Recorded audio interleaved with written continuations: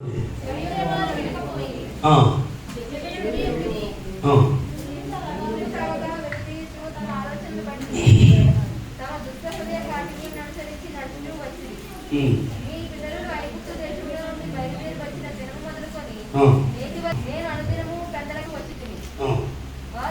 చాలు.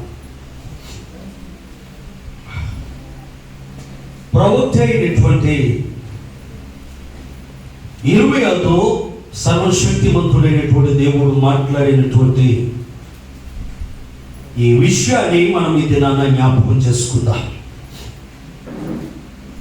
అయితే వారు వినకపోయిరి, చెవియొగ్గకుండిరి, ముందుకు సాగక వెనుదీయుచు తమ ఆలోచనలను బట్టి తమ దుష్ట క్రియలను తన దుష్ట కాఠిన్యమును బట్టి అనుసరించి నడుచుచూ వచ్చిరి.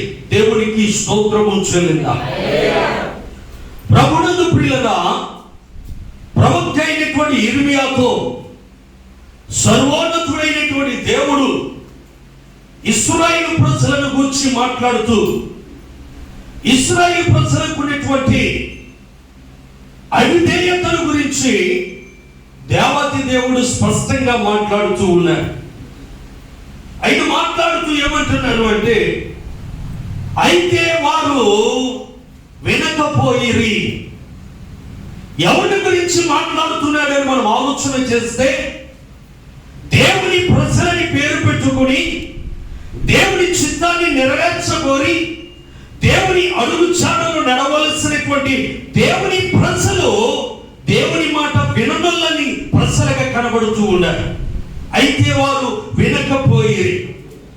రెండవ మాట ఏమంటారు అంటే, చెవి యొక్క కుండిని. ఏంటండి? చెవి యొక్క కుండిని. మూడవది, ముందుకు సాగకపోయిరి, వెనుదీయుచు తమ హృదయాలు తమ ఆలోచనలను బట్టి తమ దుష్ట హృదయ కాఠిన్యములను బట్టి అనుసరించి నడుచుతూ ఉన్నారు. దేవునికి స్తోత్రము చెల్లిందా? హల్లెలూయా. దేవుని సంఘం, దేవుని మాటకు లోబడవలసిన ప్రజలు, దేవుని చిత్తాన్ని నెరవేర్చగోరవలసినటువంటి వారు, దేవుని యొక్క మాట ప్రకారంగా దేవుని యొక్క అడుగు చాడలు నడిచి దేవుని యొక్క ఉన్నతమైనటువంటి ఆశీర్వాదాన్ని పొందవలసిన వారు తమ హృదయ కాఠిన్యమును బట్టి దేవుని మాటను విననొల్లని వారిగా కనబడుతూ ఉన్నారు. దేవునికి స్తోత్రము చెల్లిందా? హల్లెలూయా. ఈ దినాన ఈ మాట మాట్లాడడానికి గల కారణం ఒక ఉద్దేశంతో కాదు. నేను చాలా మంది సంఘ బిడ్డలకు ఫోన్లు చేశాను. ఆరాధన జరుగుతుంది. క్రమంగా మరలా ఆరాధన ప్రారంభించడం జరిగింది. 3 వారాల నుండి ఆరాధన జరుగుతుంది. మందిరాలకు రండి, మీరెందుకు వెనకబడిపోయారు, మీరెందుకు వెనకబడిపోవడం గల కారణాలు ఏమిటి అని అడిగితే వాళ్ళు చెప్పినటువంటి సమాధానం ఏమిటి అంటే, అయ్యారు ఇంకా కరోనా తగ్గలేదు కదండి. ఏంటండి?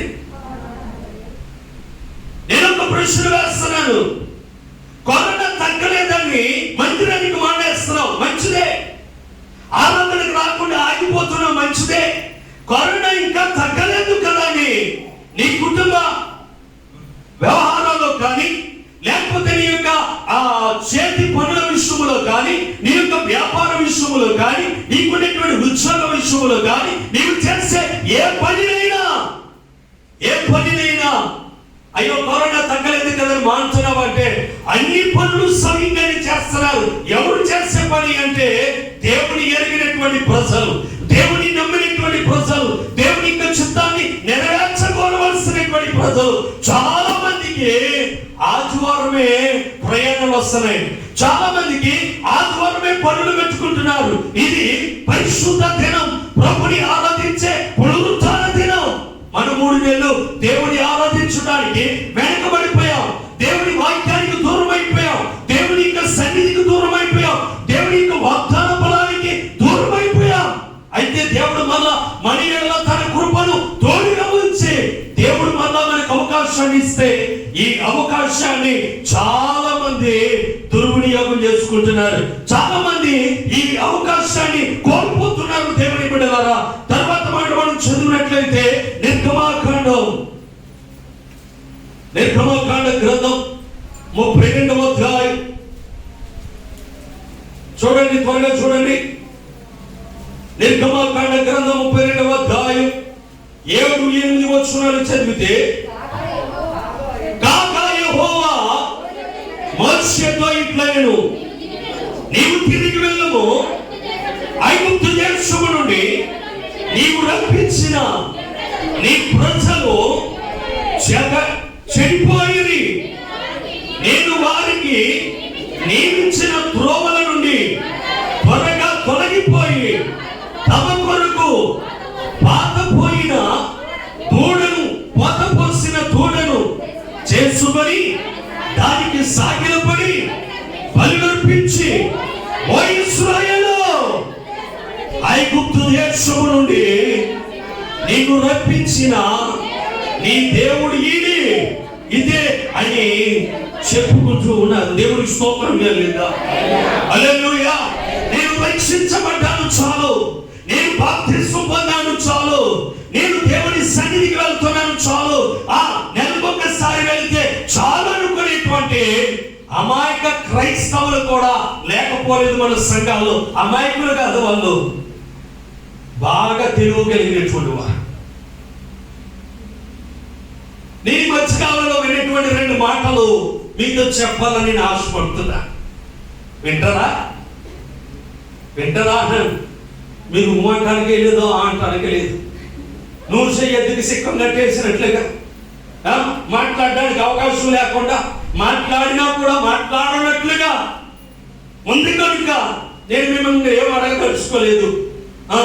ఈ 2021వ సంవత్సరంలో మరలా కరోనా వచ్చింది కదా.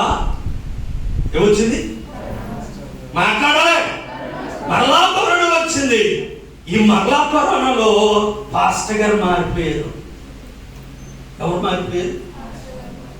కొంచెం గట్టిగా చెప్పండి. అక్కడ చేసిన వాళ్ళ గట్టి. పాస్టర్ గారు మారిపోయారు.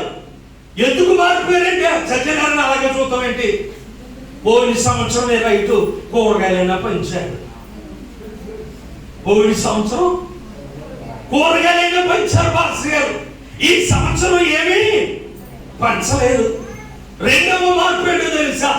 పాస్టర్ గారు ఇదివరకు లాగా లేరు. నిజమే.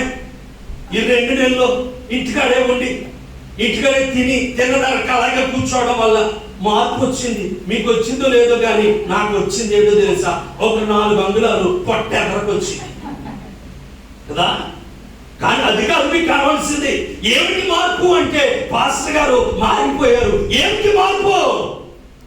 ఇది వరకు నెలకొకసారి ఇచ్చేటువంటి ద్రాక్షారసం నోటి నిండా పోసేవారు. పాస్టర్ గారికి ఏమొచ్చిందో కానీ ఇప్పుడు బుల్బులి గ్లాసు 3 చుక్క దాంట్లేసి మాట్లాడరే. మీరన్న మాట్లాడలే.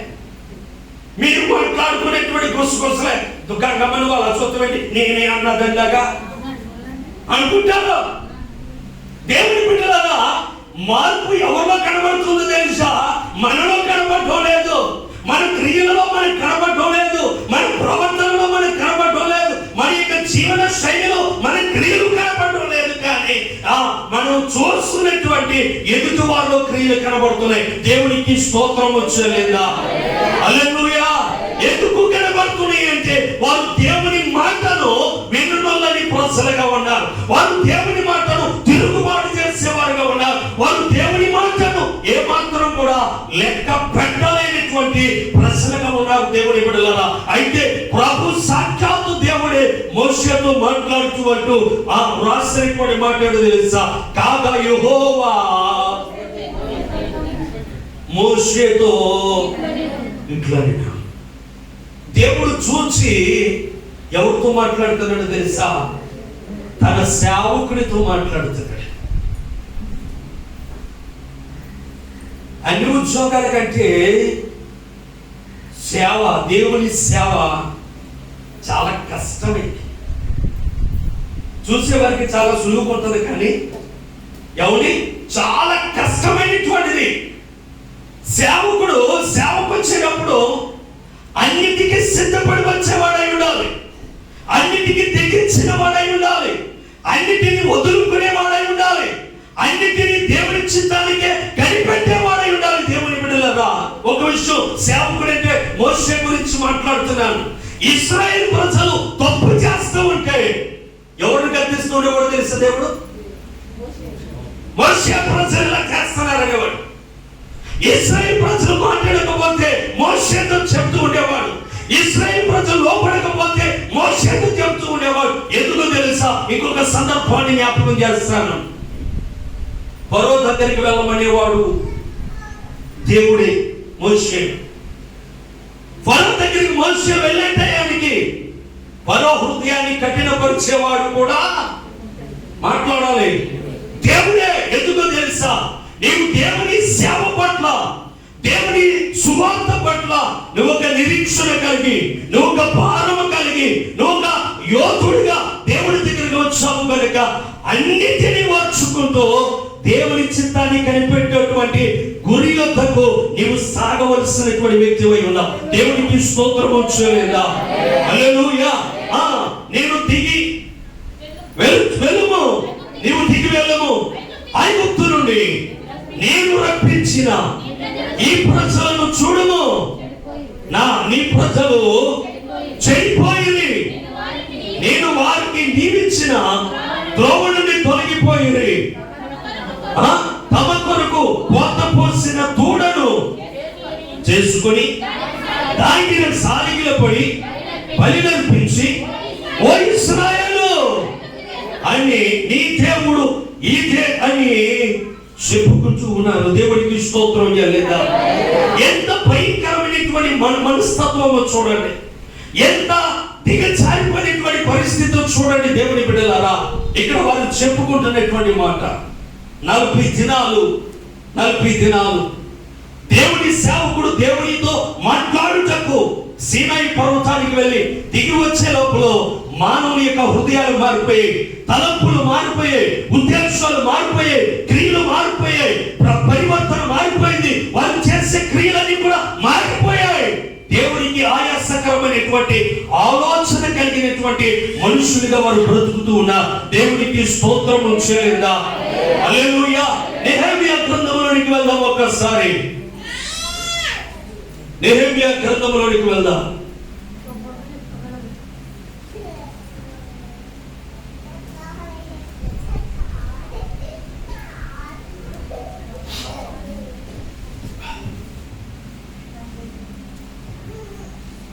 నెహెమ్యా గ్రంథం 9వ అధ్యాయం.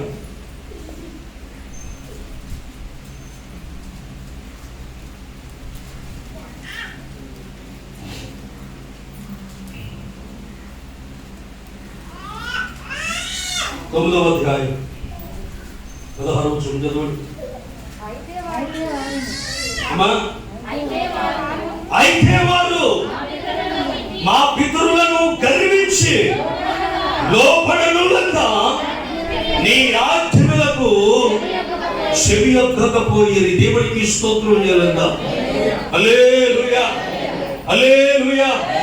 దేవుని సంగమా, దేవుని వాక్యం వింటున్నటువంటి దేవుని బిడ్డలారా, దేవుని వాక్యం శ్రమించేది మనం ఆలోచన చేస్తే, దేవుని సేవకుడిగా పిలువబడుతున్నటువంటి నెహెమ్యాతో మాట్లాడుతున్నటువంటి దేవుని స్వరాన్ని ఆలకించినటువంటి నెహెమ్యా తన ప్రజల గురించి చెప్తున్నటువంటి మాట ఏదో తెలుసా? అయితే వారు మా పితరులను గర్వించి లోపడనులక నీ ఆజ్ఞలకు చెవియొక్కకపోయిరి. దేవునికి స్తోత్రం లేదా? హల్లెలూయా.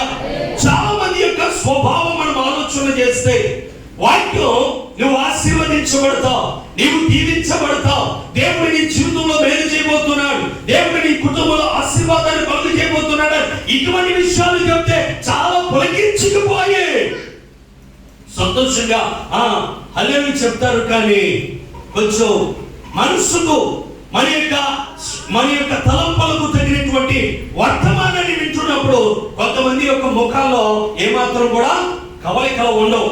అయితే ఇక్కడ చెప్తూ ఉన్నటువంటి మాట, నా వారి పితరుల వారే ఈ ప్రజలు కూడా ఏమైపోయారో తెలుసా? గర్వించి లోబడనులక నీ ఆజ్ఞలకు చెవియొక్కకపోయిరి. దేవుని బిడ్డలారా, ఎవరి మాటలకు? దేవుని మాటలకు లోబడనటువంటి ప్రజలుగా ఉన్నారు. దేవుని యొక్క వాక్యానుసారముగా నడవలేనిటువంటి స్థితిలో వారు ఉంటూ ఉన్నారు. దేవుని యొక్క వాక్యాన్ని వారు కైకొనలేనిటువంటి వారుగా ఉన్నారు. 20-21 వచనాలు మనం చదివినట్లయితే, వారికి బోధించుటకు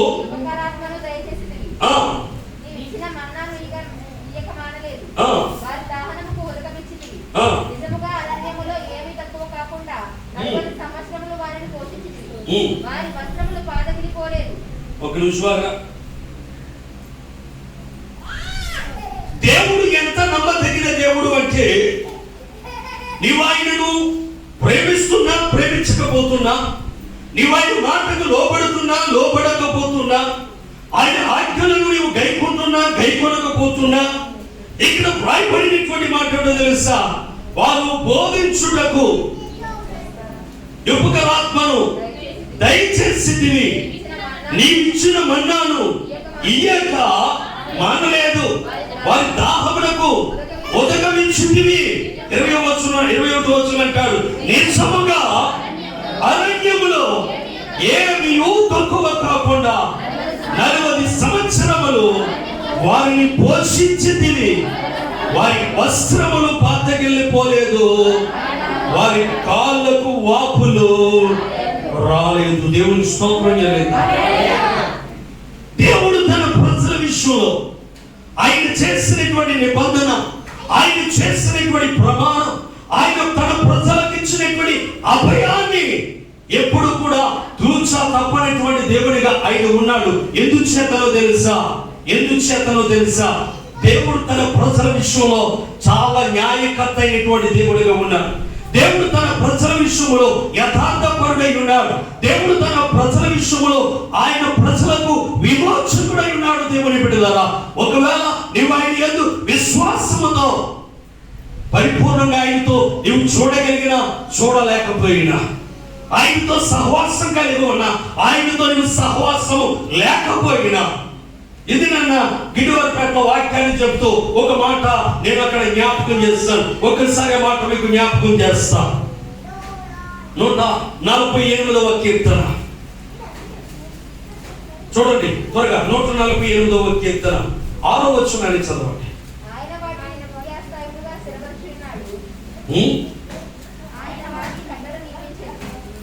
మళ్ళా చదువు. ఆయన వాటిని నిత్య స్థాయిలుగా స్థిరపరచి ఉన్నాడు. ఆయన వాటికి కట్టడలను నియమించెను, ఏదియు దానిని అతిక్రమింపది. మాట చూడ మాట చెప్పండి. ఏదియు దానిని అతిక్రమింపదు. ఈ కీర్తన రాసినటువంటి గ్రంథకర్త అంటాడు, యెహోవాను స్తుతించుడి. ఏంటంటే కొంచెం గట్టిగా చెప్పండి. యెహోవాను స్తుతించుడి. ఎవడి? 2వ వచనంలోకి వెళ్తున్నా. ఆయన దూతలారా మీరందరూ ఆయనను స్తుతించుడి, ఆయన సైన్యములారా మీరందరూ ఆయనను స్తుతించుడి, సూర్య చంద్రులారా ఆయనను స్తుతించుడి, కార్తీక నక్షత్రములారా మీరు ఆయనను స్తుతించుడి, పరమాకాశమా ఆకాశము పైనున్న జలములారా ఆయనను స్తుతించుడి. యెహోవా ఆత్మీయగా ఆవిరి పుట్టెను, అవి యెహోవా నామమునకు స్తుతి కలుగును గాక. దేవునికి స్తోత్రం చెప్దాం. హల్లెలూయా. ఇక్కడ 148వ కీర్తన చదువుతున్నప్పుడు దేవుడు మాట ద్వారా సృష్టించినటువంటి ప్రకృతిలో ఉన్నటువంటి సమస్తము దేవుని మాటకు లోబడుతుంది. ప్రకృతిలో ఉన్నటువంటి సమస్తము ఆయనను స్తుతిస్తుంది. ఆకాశం స్తుతిస్తుంది, భూమి స్తుతిస్తుంది. అక్కడ అంటాడు సూర్య చంద్రులు. ఎవరట? సూర్య చంద్రులు. ఇంకెవరు? కార్తీక నక్షత్రములు. ఎవరట? కార్తీక నక్షత్రములు. పరమాకాశములారా ఆకాశముల పైన జలధారలారా యెహోవాను స్తుతించుడి. 7వ వచనాన్ని చదువుతున్నా. భూమి మీద ఉన్న మకరములారా. ఏంటండి? నేను ముందు చదువుతున్నా. భూమి మీద ఉన్న, అమ్మా నా వైపు చూడండి ఒకసారి. ఈ లైవ్ లో వాక్యం వింటున్నటువంటి వారు కూడా ప్రశ్నిస్తున్నా. మకరం అంటే ఏంటి? ముసలి కాదు, ముసలి. బాగా ముసలి అంటే అయిపోయి ముసలి. ముసలి అడవికి రాజు ఎవరు? ఏమండి? అడవికి రాజు ఏది ఎంత ఉంటుంది?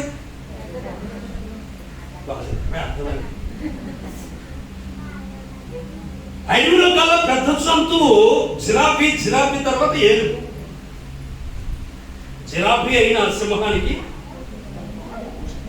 భయపడవలసింది, ఏనుగైనా భయపడవలసింది.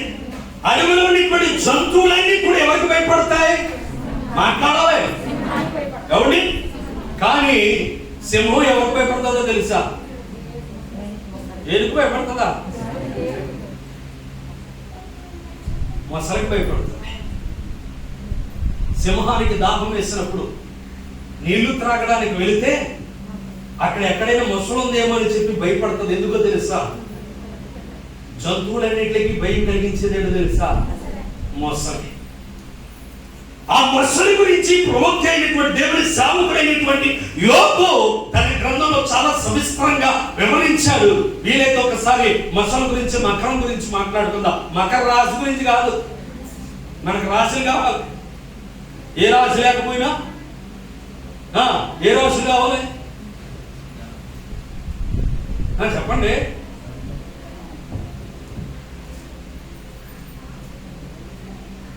ఓ రోజున ఒక ఆయన, నేను టిఫిన్కి వెళ్తే నా చేతిలో ఉన్నటువంటి ఈనాడు పుస్తకం లాగేసుకున్నాడు.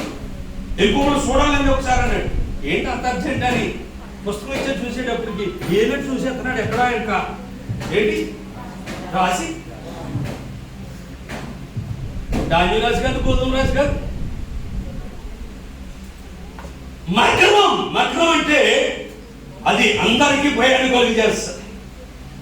మకరం కూడా ఎవరికి లోబడుతుందో తెలుసా? తాను సృజించినటువంటి దేవునికి భయపడుతుంది. దేవునికి స్తోత్రం చేయలేదు. హల్లెలూయా, హల్లెలూయా. ఆ తర్వాత మాట చదవండి. ఇంకెవరు స్తుతిస్తున్నారు చూడండి. అగ్ని, అగాధ జలరాశులారా, అగ్ని, వడగండ్లు, హిమము, ఆవిరి, ఆయన ఆజ్ఞను నెరవేర్చు.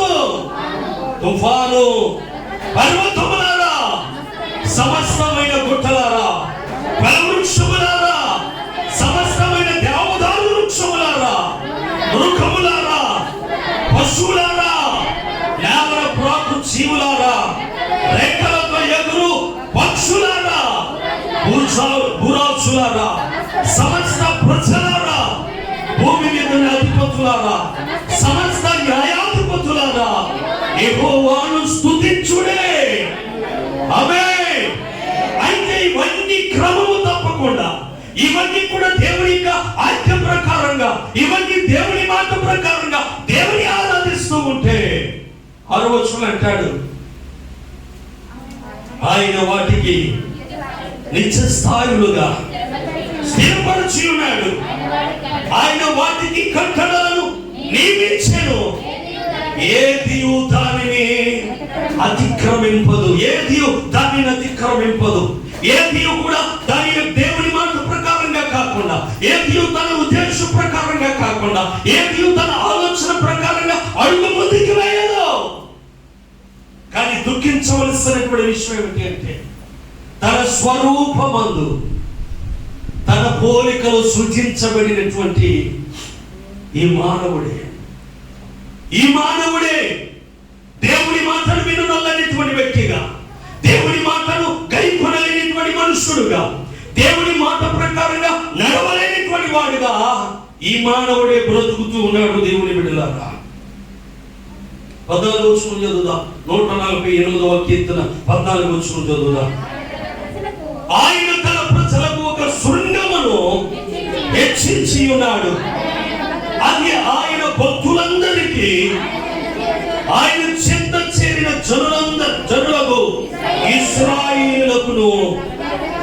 ఖ్యాతి కలుగ చేయించు ఉన్నది యెహోవాను స్తుతించు.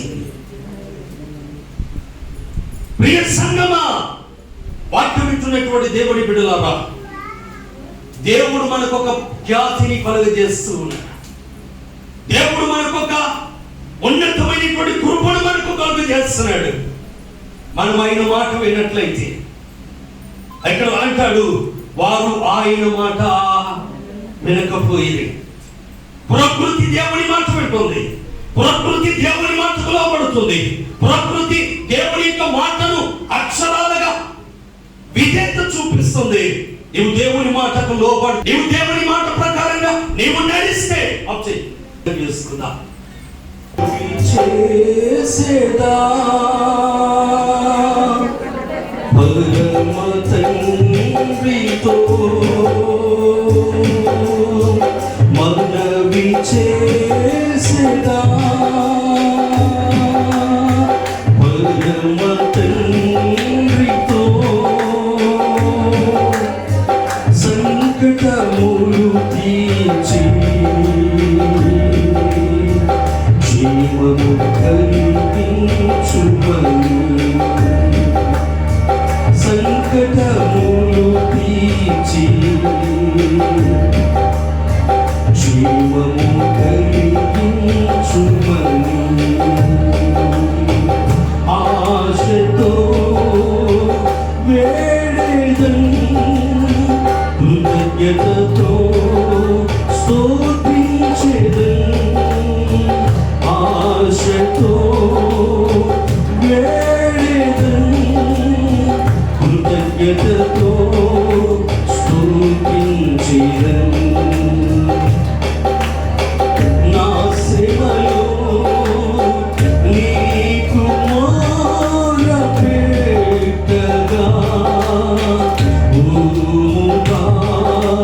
స్థలము నుండి ఉత్తరమిచ్చిన యేసునాథుడా, నా శ్రమలో నీకు మొరపెట్టగా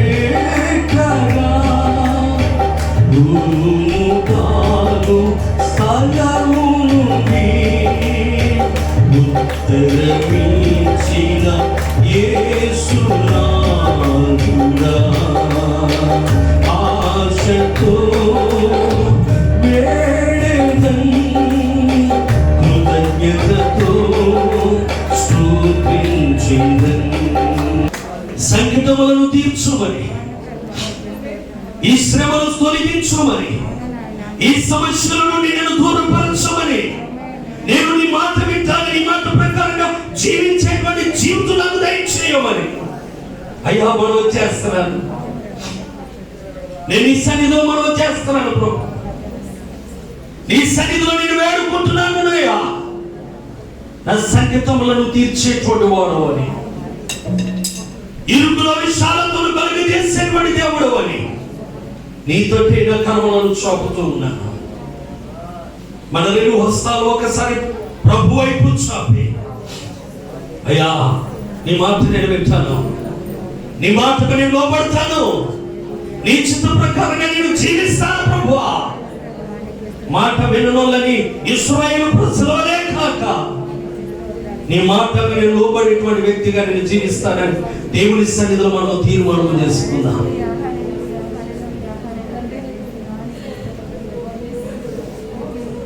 సర్వశక్తి కలిగినటువంటి మా ప్రియ పరలోకపు తండ్రి, నీ సన్నిధిలో మేము మనం చేస్తున్నాం, నీ సన్నిధిలో మేము విజ్ఞాపన చేస్తూ ఉన్నాము ప్రభువా.